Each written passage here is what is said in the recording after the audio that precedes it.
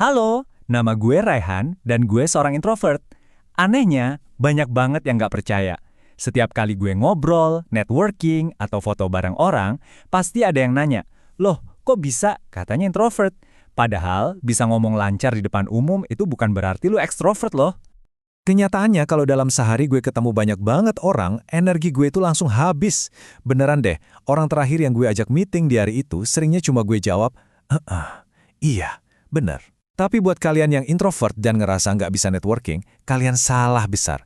Justru introvert itu punya semacam kekuatan super buat networking, bahkan lebih baik dari ekstrovert. Nah, pertanyaan ini nih, kuncinya. Ini bukan soal malu atau nggak pede, tapi soal dari mana kita dapat energi sosial. Ngertiin ini adalah langkah pertama buat ngubah total cara kita berjejaring.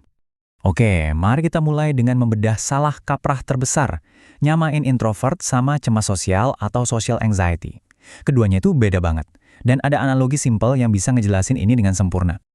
Gampangnya gini, bayangin aja introvert itu kayak baterai handphone. Pagi-pagi setelah di-charge semalaman, baterainya penuh 100%. Tapi makin sering dipakai, makin banyak ketemu orang, meeting, ngobrol, baterainya makin lama makin lowbat. Sebaliknya, ekstrovert itu kayak panel surya. Pagi hari mungkin energinya nol, tapi makin banyak ketemu orang, kena sinar matahari sosial, energinya justru makin keisi penuh. Nah, penting banget buat misahin ini dari introversi. Social anxiety itu beda.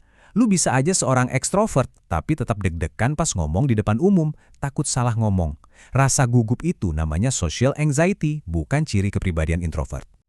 Dan satu-satunya cara buat ngatasin rasa takut ini cuma satu, latihan, latihan, dan latihan. Gue dulu juga kaku banget loh di depan kamera, tapi makin sering dilakuin, makin biasa. Ini bukan soal ngubah diri lu jadi orang lain, tapi soal ngasah skill sampai jadi kebiasaan.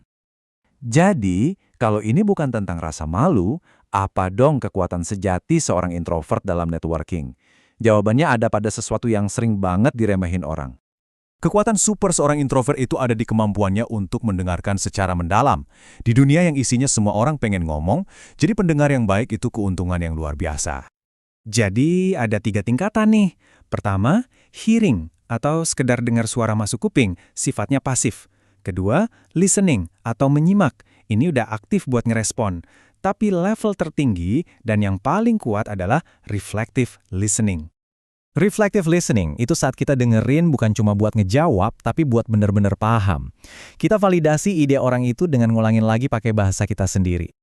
Cuma dengan kalimat sesimpel ini, kita nunjukin kalau kita beneran nyimak. Lawan bicara kita bakal ngerasa didengerin, dihargai, dan dipahami. Nah, ini dia fondasi buat koneksi yang kuat, sebuah keahlian yang alami banget buat para introvert. Oke, sekarang kita udah paham konsepnya. Mari kita lanjut ke langkah-langkah praktisnya. Dan kita lihat gimana semua ini bisa jadi strategi nyata yang bisa langsung kalian pakai. Ini dia playbook simple dalam 3 bagian buat ngubah sifat introvert kalian jadi aset networking yang kuat. Ingat, ini bukan tentang mengubah diri kalian, tapi tentang memaksimalkan kekuatan yang udah ada. Langkah pertama, kuasai dasar-dasar komunikasi. Buku klasik kayak How to Win Friends and Influence People itu ngasih tips yang simple, tapi dampaknya gede banget. Selalu sebut nama orang pas ngobrol, senyum, dan fokus ke topik yang mereka suka, bukan yang kita suka. Poin yang paling krusial adalah ngelola energi. Karena energi introvert itu kayak baterai, kita harus strategis. Dulu, waktu gue masih di agensi, semua pitching besar atau meeting penting pasti gue taruh di pagi atau siang hari.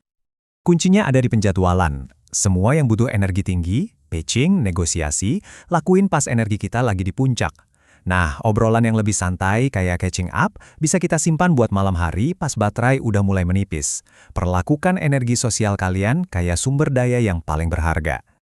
Sebagai penutup, ingat ini baik-baik. Sukses networking itu bukan soal jadi orang yang paling berisik atau paling banyak omong. Keuntungan sejati kalian sebagai introvert adalah kemampuan buat mendengarkan, memahami, dan membangun koneksi yang jauh lebih dalam daripada siapapun. Jadi, ini bukan lagi soal batasan, tapi soal strategi. Bukan lagi soal, gue kan introvert, tapi tentang gimana cara kalian ngatur energi dan ngelatih mental.